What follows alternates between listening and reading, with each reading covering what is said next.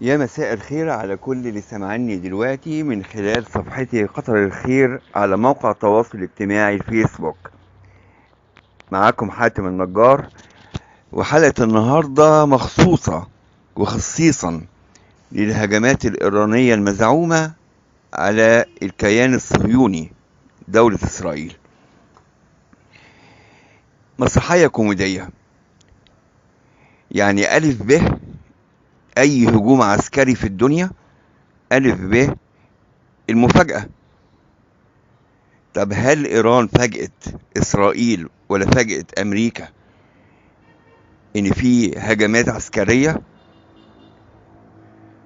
لا، ما فاجأتش، لأن إيران وزير خارجية إيران بلغ أمريكا اللي هي الراعي الرسمي لإسرائيل، بلغها بوجود صواريخ هتتضرب من إيران اتجاه إسرائيل.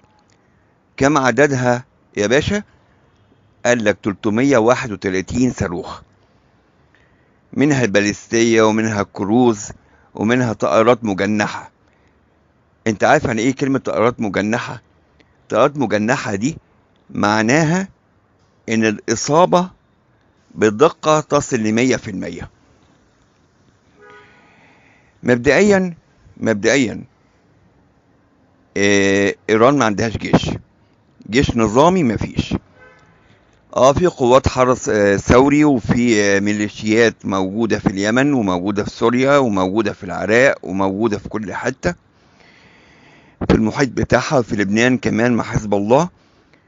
ولكن جيش نظامي مفيش. جيش نظامي بكامل عتاده مش موجود، وده بسبب العقوبات الاقتصادية الأمريكية على إيران. يعني الجيش الإيراني اللي انتوا بتشوفوه في الاستعراض العسكري ده 500,000 عسكري أو جندي، عفوا، 500,000 عسكري و200 ألف احتياط والكلام ده. دي عساكر موجودة فعلا، ولكن مش موجودة بكامل عتادها. مفيش دبابات، مفيش طيارات، مفيش اصلا قطع غيار للسلاح اللي هم بيحاربوا بيه. ده كل اللي تسمعه ده كل ده اجتهاد شخصي، اجتهاد. طيارات مجنحة بيصنعوها من الخردة، اي حاجة يعني. بدليل ان الف ب الهجوم العسكري ما اتعملش. هو عنصر مفاجأة، عنصر السرية. ما حصلش سرية. انت بلغت امريكا، وامريكا اكيد بلغت اسرائيل بميعاد الهجوم. ده انت قايل لهم هتضرب ب 331 صاروخ، وقايل لهم على الميعاد، وقايل لهم على المكان اللي هتضرب فيه. طب انت عايز ايه يعني؟ انت بتحارب كراسي يعني؟ انت بتحارب برضو جيوش نظامية على مستوى عسكري عالي. وافتكر معايا الجملة دي، لان في الاخر هقولك مصر عملت ايه.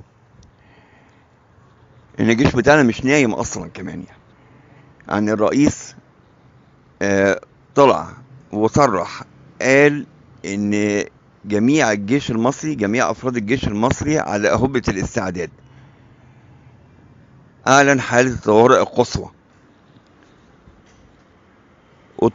وطلع يعني صور من جوه الدفاع الجوي توضح ان الجيش المصري صاحي لكل صاروخ هيعدي من جنب مصر او يفكر يخترق الحدود المصرية. من عندنا اسلحتنا برضو، يعني بقالنا سنين بنشتري في اسلحة وبنقوي من نفسنا عشان خاطر حركات من الحركات دي. تعال بقى لإيران. انت بقالك 6 اشهر غزة بتتضرب. عملت ايه للفلسطينيين؟ ايه اللي استفادوا الفلسطينيين من اللي انت بتعمله؟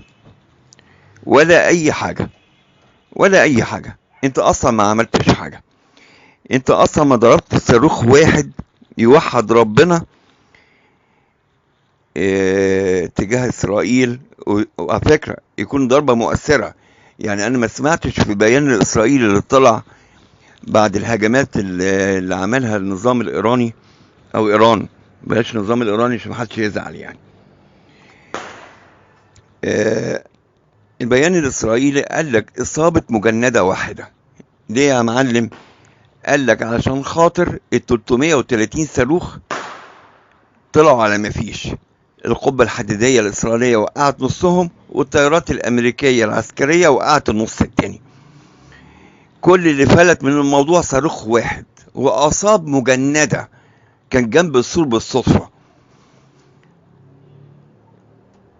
الصاروخ اللي ضرب السور ده كان جنبه مجندة إسرائيلية بالصدفة، أصابها إصابة على أثرها نقلوها المستشفى عشان تتعالج. التهريج ده صاروخ لما المفروض يضرب الحيطة يدغدغها يفجرها، أصاب مجندة إصابة طفيفة إذا كانت إصابت أصلا ونقلوها مستشفى للعلاج. لا حول ولا قوة إلا بالله. أنا مش فاهم المخابرات الإيرانية ولا إيران بتفكر إزاي. إيه اللي أنت عملته ده؟ دي مسرحية كوميدية، طول ال6 أشهر بقى اللي غزة بتتضرب فيهم. أنت بقالك 6 أشهر بتقنع فينا إن حزب الله بيضرب إسرائيل عشان خاطر يحرر القدس.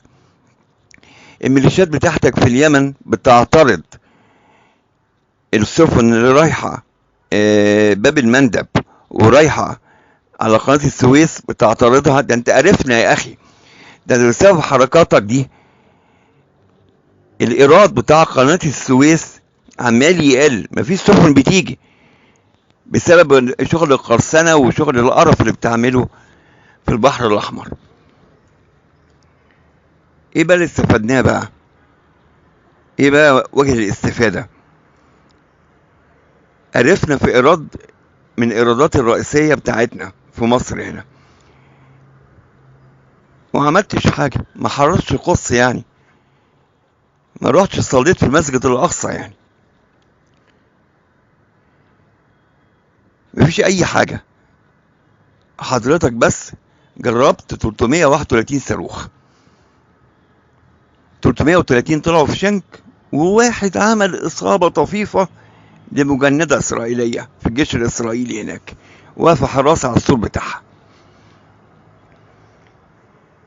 ده لو مسرحية كوميدية أقسم بالله العظيم 3 هتطلع أحلى من كده. حزب الله عمل إيه؟ ميليشيات بتاعتك في اليمن وسوريا عملوا إيه؟ إذا كان من 3-4 أشهر إسرائيل ضربت سوريا، ضربتها، أنت ما عملتش حاجة، وأنت جيشك هناك ولا ميليشيات بتاعتك هناك. أنت ما عندكش سلاح تحارب. عملت إيه في 300؟ في حد يبلغ عدوه؟ أنا مش عايز أقول لفظ أتحاسب عليه. في حد يبلغ عدوه؟ مش المفروض إسرائيل وأمريكا دي أعدائك؟ حد يبلغ عدوه بميعاد الضربة بتاعته؟ أنا قلت بس ال 330 صاروخ هيضربوا المجلس الوزراء الإسرائيلي مثلا، هيضربوا الكنيست، هيضربوا مفاعل ديمونة. ما حصلش ولا أي حاجة. كنت معاكم حاتم النجار.